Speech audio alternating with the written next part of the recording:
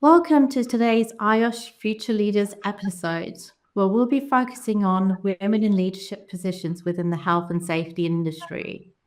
And I'm joined alongside my fellow IOSH Future Leader, Carly Hughes, a chartered health and safety professional and business owner of Immerse Safety. Thanks, Nish. Today we will be joined by our guest speaker, Zoe Hayes, Head of SSR at the BBC. Thanks for joining us today, Zoe. Can we start by telling our listeners a little bit about you and your job role? Thank you very much, and thank you so much for asking me to do this. It's been really interesting thinking about this sort of women in leadership role whilst preparing for this. So I am head of SSR, which means I head up the safety team and the safeguarding teams across BBC. And those two teams, they're a function where they set the policy, the standards, and they enable and they coach and they assure the business on the responsibilities the business has for managing those particular risks. It's a fascinating place to work. I don't think any 2 days are the same here. The other week we were looking at doing an emergency evacuation plan for Pudsey the bear because of course you cannot take his head off. So it's a fascinating place to work and an exciting role so far. Thank you, Zoe. Wow, evacuation of Pudsey. Sounds interesting.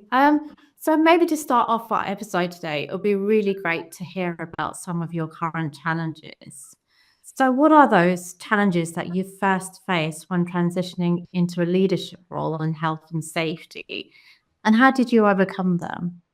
Yeah, of course. I think there's always that first time you feel that you're doing something significantly different, and that you're being asked to do something that's maybe out of your comfort zone or maybe out of something that you know that you can do with ease. I'd come from an organization where I was the global lead on safety, and I had a lot of responsibility across all the different regions and a lot of technical knowledge in safety and a lot of skills that I'd learned to influence and just help improve safety performance across an organization. Stepping into this role was different because I was the accountable person for the performance of the team, which then reflects on what the organization is doing.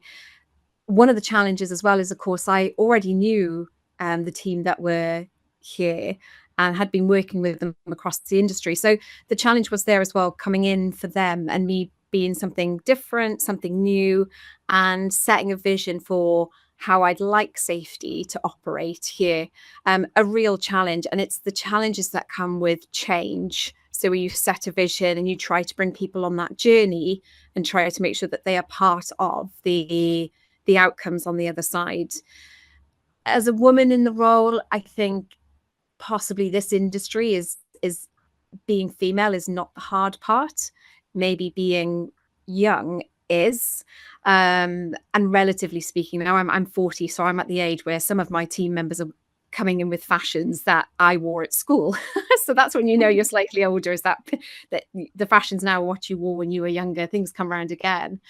And when I came into the role, 37, I think I was younger than the majority of people on my team. And the majority of people on my team had more work experience in safety. So I've had other jobs besides safety.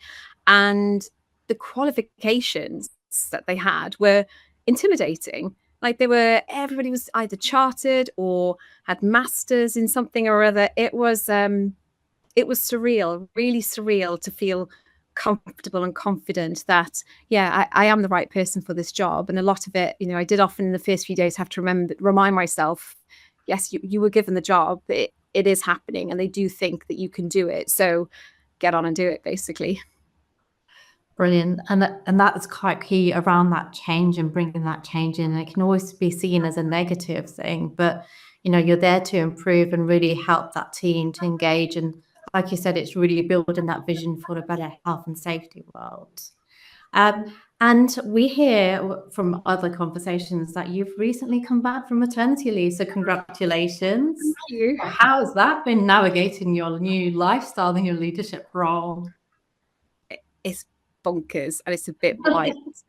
And whilst, and I was managing teams where they were having to homeschool during COVID, school calls and you've got to go run. You know, I got it. And when somebody say to me, hey, Zoe, I need to go respond to the school. And you're like, yeah, absolutely. Pause the work. Like, it's just a job sometimes. Pause the work, family and health first.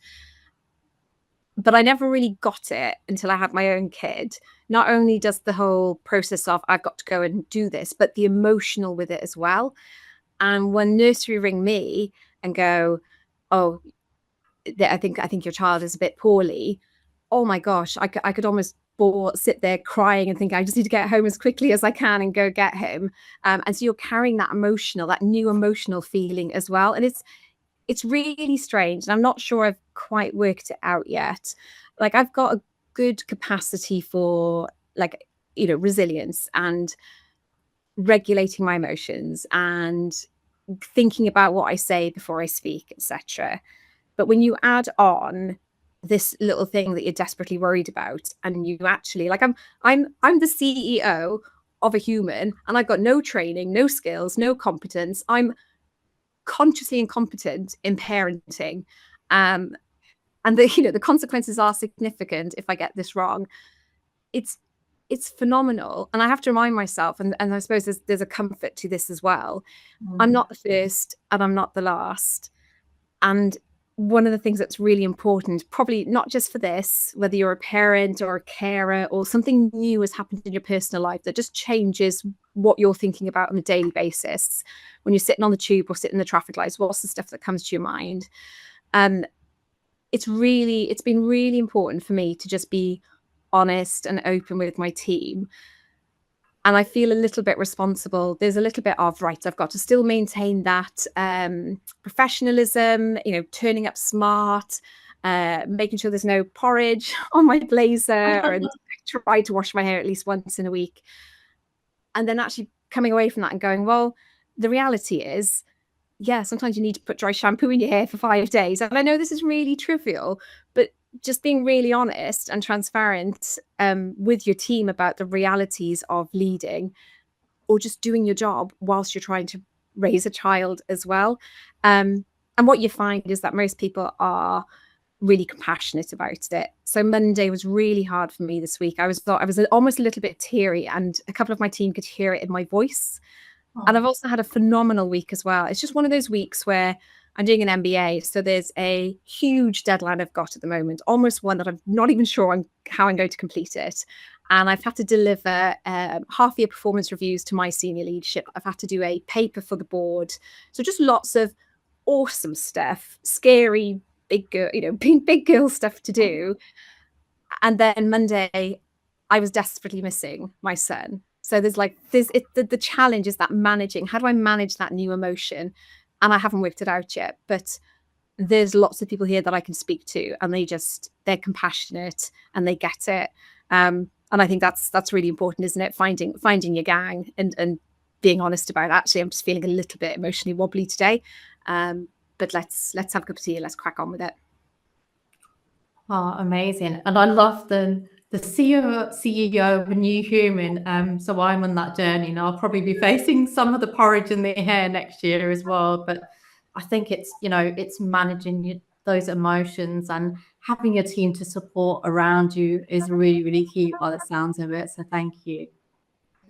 I also took from that as well about the importance of being transparent and honest and being able to have that safe space to have conversations with the people that you're leading and your teammates and those that you perhaps report to as well, and just being super crystal clear. Look, this is what's going on, this is what I've got on my plate at the minute.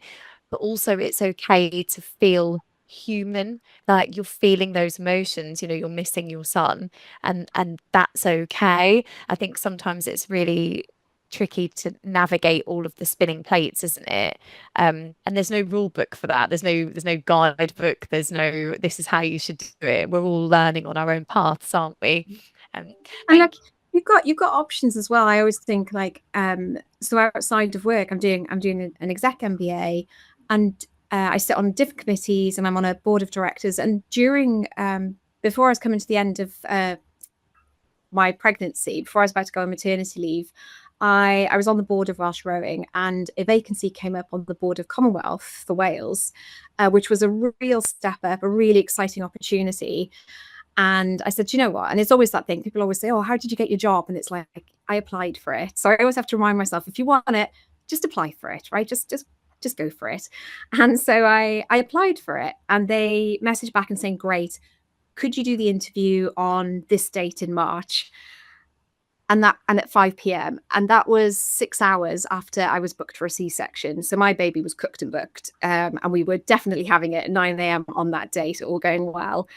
And I said to my husband, I said, do you think I can do an interview at 5 o'clock after having a C-section at 9 in the morning? That's how much I wanted this. And he looked at me and was like, just think that one through. Just give that one a little. We always say about spend more time in the problem before you jump to the solution. He's like, just go through that a little bit. And I thought, yeah, no, I can't. And I felt really bad. I was nervous about replying back to say, I'm really sorry, but I'm actually having a baby that morning. And I just thought they're going to go, oh, hang on a sec. She's going to be a brand new mum. She's not going to have any time to sit on this board. And you know what? They wrote back and said, not a problem. Do you want to do it the day before? And I was like, yeah, absolutely. You know, I just sat there as pregnant as can be. And I did the interview and obviously got the job, and it just made me respect them so much. And that first meeting I had to travel to Wales he was like 5 to 6 weeks old, get my mum to look after him while I was in the meeting room. I was pumping at the time. I was breastfeeding at the time. So I hadn't quite worked out when the baby's not with you, where do you pump and how do you do it? It is a whole logistics operation in itself, and I hadn't worked it out. So I was really nervous about that and the consequences of not pumping whilst you're in a meeting, and all of it. And they just totally respected it, and they saw my value with or without the having a child as well. So it reminded me that some of these challenges, when you come back and you're now a working parent, you haven't lost your value that you had before. And in fact, sometimes it gives you extra values that you can bring to the organizations that you're supporting. Love that. It's the value that you can bring, isn't it? Yeah. And I think a lot of that doubt is in our own mind most of the time, isn't it? You were honest with them and you said, can't actually do that time, and they came back to you and they were accommodating and said, okay, what about this time instead? So I thought they were going to write me off, but no.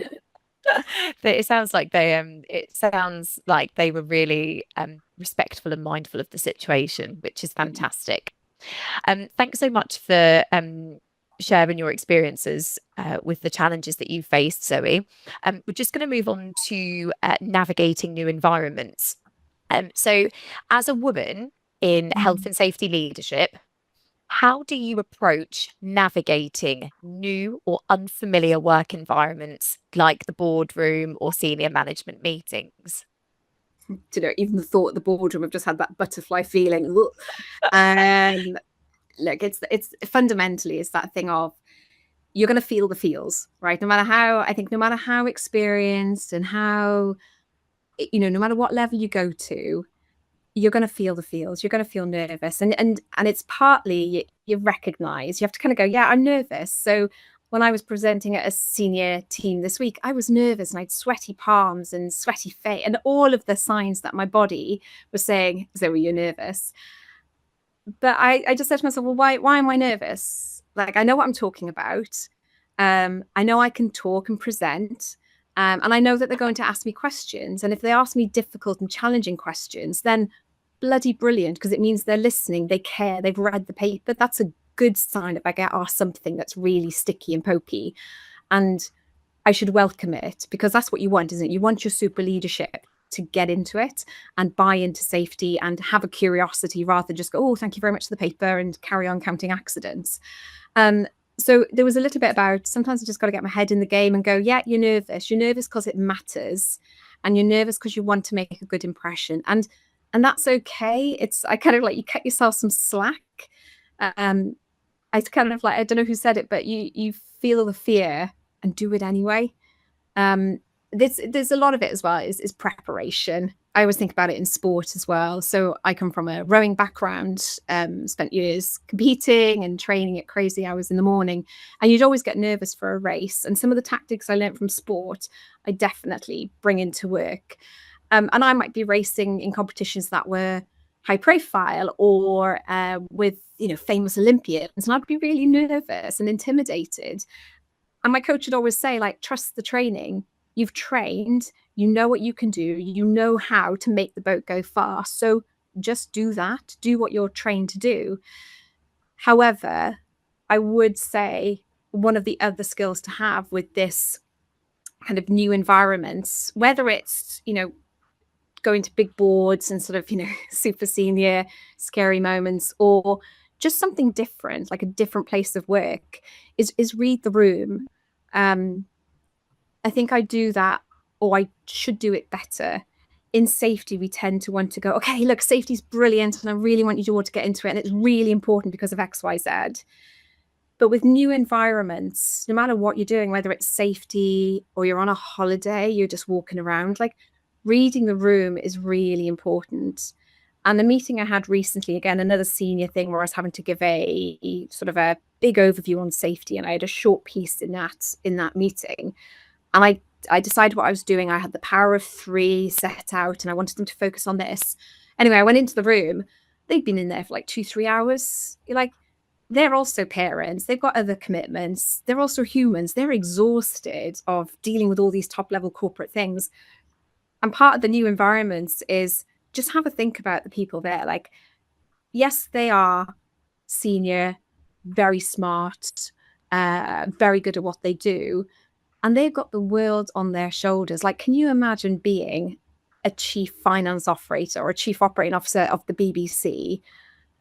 My God, my heart goes out to them, because that is a big load of responsibility that you can't just close your laptop at 5 p.m. on some of these jobs and go, okay, right, I'm off to do something else, and think you're going to, go on the school run and no one's going to want to chat to you about something to do with the BBC. So there's a little bit of that, understanding them and understanding what else are they worried about. And I think one of the skills that I've learned recently is the art of communication. So an art of explanation. So ROS Atkins, he is a BBC journalist, and he presents Outside Source. If you haven't seen it, check it out. And he's really good at summarizing. And it's what he's known for, just cutting through and going, this is what you need to know. This is important because. And he's written a book called The Art of Explanation. He's got podcasts. They're 15 minutes long. And he talks to people whose role is to explain things. So like doctors, comedians, Barack Obama's speechwriter. And I came to our away day. One of the perks of working at the BBC is you can ask BBC people to come to your away day, which is dead cool. And we would talk about how do we communicate with safety. And the thing that sort of resonated with me is, and he says in his book, one of the tools he thinks about is, what is the stuff that you're saying that's getting in the way of the message you want to get across? So I want you to take risk assessments more seriously. Why? And then stop. I found in that meeting that they're all exhausted. There's a tight agenda. I wanted to take the opportunity to like get them so enthused about safety, and like people say, I was like, oh, I was so excited for it. And I was like, actually, it's all going to be just noise. I just need to go in there with the sort of the leanest essentials possible. And whilst it meant I came away from it going, oh, I wanted to talk about so much, actually what's come out of it is one-to-one meetings with some of the chiefs that they're like, actually, I want to talk more about this. They got it. They heard what I wanted them to hear about, rather than everything else that goes with it. So yeah, new environments are everywhere. But yeah, some of those skills I just try and take across and practice each time I get one of those new environment opportunities, I guess. There was so much. Like, I've literally written down so many things from that. And one of the ones that I can relate to is the concise information. I think we see a lot in those sort of senior management environments that there's a lot of, I don't want to call it waffle, but there's a lot of information that sometimes it can sort of cloud you before the actual message registers. And like you've mentioned there, it's the art of communication. It's the lean information, the vital information that you want to get across to your audience, and making sure that you're providing that in the easiest way possible and the most effective way possible. Because like you say, everyone's got their own stuff going on outside of that room. So no, that's amazing. Thank you so much, Zoe. Nish, I think you wanted to ask some questions on personal branding. Yes, indeed. So, wow, I've already written down so many points from that, and and it can relate to personal branding as well. So, Zoe, it would be really great to hear from you in terms of, what strategies would you really recommend in building your strong and lasting personal brand in the health and safety industry? I've really thought about this because in a way, I don't think I've got a personal brand. It's been a really interesting sort of reflecting about what is the personal brand. And actually, it comes down to your values, doesn't it? And sometimes you do roles where you take the job and then you go, do you know what? That's not quite right for me. And you learn about yourself, or, that feeling when you're working for an organization and you're just falling out of love with it. You're just not, your values not, or you get a bit annoyed about stuff, a bit miffed about things, and your values are falling out of line. And the more that happens, the more that you learn about actually what is important to me. And then you can lean into that as your personal brand. So for me now, like, I've worked it out as I've gone along, and Kendall Techstar, who was with the ACRE frameworks, Anna Keen's piece, she really helped me in just working out what am I doing in safety? Why am I doing this? What is it that I thrive from? And what is it that I think identifies me? And first of all, it's integrity. It's really important. And I think that's possibly how I've been able to be an effective woman in health and safety in an industry that's traditionally very male dominated. And it's that integrity. So I started my health and safety career in cranes. I was working for a crane company, and I was doing different sort of general office things. And they said to me, "Oh, you're really good at paperwork. Could you do the health and safety? Here's an office with some shelves and loads of space to put all your paperwork." What a classic way to get into safety. Anyway, I would have to then go onto the oil refineries and the steelworks, etc., and go into the porter cabins where my colleagues were, the folks who would be working on the cranes, and I'd have to go deliver a toolbox talk or something that they're like probably not looking forward to and just want to get it done, and then they can get out and actually do the cool stuff, which is operating the cranes. And look, and this is like in an era when there were nudie calendars, the kind of, you know what I mean, that's the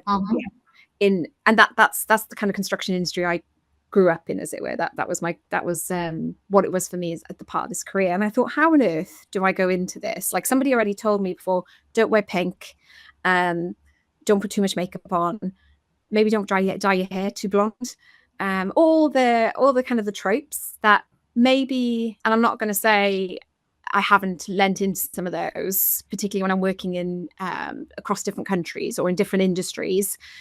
Yeah, one of the powerful things we have as women is our ability to use costume to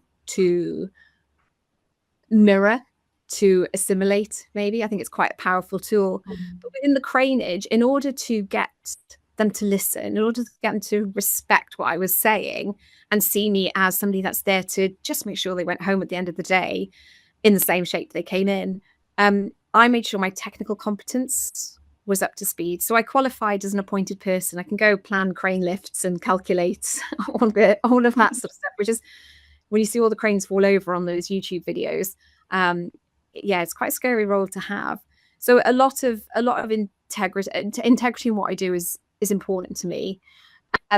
Communication, so being clear, and I don't think I've got it perfect yet.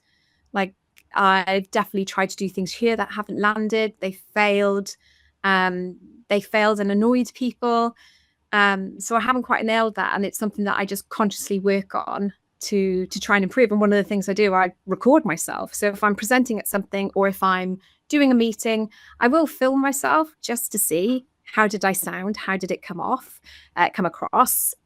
It's always good. And like, I know everyone says, oh, I don't like the sound of my own voice. I don't want to, film myself. But do you know what? It's the only voice you've got. So you might as well learn to use it effectively, or don't. So it's some of those parts that I think help with the personal brand. And then consistency as well. I think it's far easier if people know where they are with you, particularly in a leadership role. When you've had a manager that's like, you don't know whether they're in a good mood or a bad mood that day. So you don't know whether to ask them for, I don't know, some expenses to put some catering on for a meeting you're hosting. You're like, oh, should I apply? I think that's really tricky to deal with. And so part of my personal brand is to try and be consistent. And the best way to be consistent is just to be yourself. And if I am feeling the feels, like I did on Monday, I was like, gosh, I'm really struggling to hold it together today. And if anybody asks me about my kid, I think I'm going to cry. And then, so I said to my team when I came in for a workshop, I was like, I'm feeling the feels today. And they got it. They totally respected it. So it's I think those are the key points to me with personal brand. Oh, that's amazing. There's a lot in that. I think, and one thing we do fall upon is we all expect to have this personal brand out there. And what you've said is, you don't have to have one out there as long as you're being consistent. You carry yourself with that integrity. You are true to your values as well. That goes such a long way, doesn't it? And, you're still always learning about yourselves and learning new skills. So you're sort of always building yourself. And the one thing I love, which you mentioned, which is filming yourself, I think, we can all do a bit more of that just to, really improve and see how we come across. Like I said, our voice, especially in the health and safety industry, is so important. So you do want to get it right. And, 100%, yeah, I'll definitely be filming myself a lot more in the future. So that's amazing. Thank you so much. I think that leads us on quite nicely to our little toolkit development. So, like Nish just said, there's so much that we've just taken from that personal branding section. But from your experience and your journey of being a successful leader, Zoe, what are your top 3 skills or qualities that you believe are essential for our listeners to successfully transition or acquire into a health and safety leadership position? Okay. I think I would say these are the 3 things I think now. I would have thought 3 different things 5-6 years ago. And in 5 years' time, I'll probably think 3 different things. So right now, I think listening. Listen to understand, listen to truly know what either the business area that you're supporting or your colleagues or feedback. Keep listening, keep asking for feedback. Not everybody, I've asked 4 or 5 people this week, can I have feedback on something? 2 have come back to me. Great. Like not everyone's going to be able to provide it, but keep listening and keep reading the room before you speak and before you kind of dive straight into the thing you want to really get across. Just take that moment. An old boss of mine used to always take a breath before she answered a question, which I get now. You just want to 4 or 5 seconds. It's not that long a pause. So yeah, definitely keep listening. I would say enjoy growth. And what that means, that's kind of spinning. Don't be afraid to fail. Don't be afraid to mess things up. I still cringe at being asked. I got asked by one of the chiefs here, so, just as part of something I was presenting, they said, so tell me a bit about yourself. And I waffled a load of rubbish. And I still cringe. And I remember speaking to my boss afterwards and we were like, that wasn't good. No. And she, they'll all have forgotten about it, but it's still hanging with me. And I was like, oh, that is awful. But I've grown from it. I made sure that I focus on communicating succinctly and keep trying with that. So enjoy the growth. Don't be afraid of what you don't know about safety. It's fine. You can't know everything about everything. So just lean into things you don't know about it and enjoy it. And then the last one I'd say is just keep your eyes and your mind open. Keep an eye on what's going on in terms of other companies, other jobs, and what the profession is doing.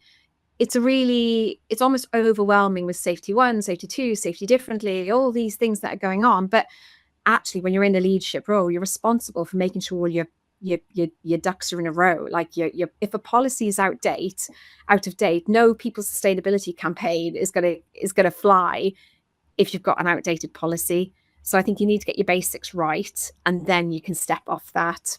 But keep your eyes open, keep your mind open with it.